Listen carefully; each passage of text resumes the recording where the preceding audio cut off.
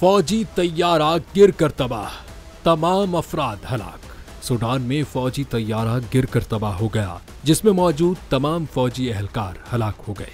तफसीलात के मुताबिक सूडान के दारुल हुकूमत खर्तूम के करीब एक फौजी तैयारा गिरकर तबाह हो गया, जिसके नतीजे में अमले समेत तैयारे में सवार तमाम फौजी एहलकार जान की बाजी हार गए। फ्रांसीसी खबरसां एजेंसी ने बताया कि सूडानी फौजी तैयारा खर्तूम के करीब तकनीकी खराबी के बायस गिरकर तबाह हुआ। हादसे के नतीजे में तैयारे में सवार अमले समेत सूडानी फौज के तमाम एहलकार हलाक हो गए। तैयारे में सवार फौजी एहलकारों की असल तादाद के हवाले से कोई वाज़े मालूमात सामने नहीं आई।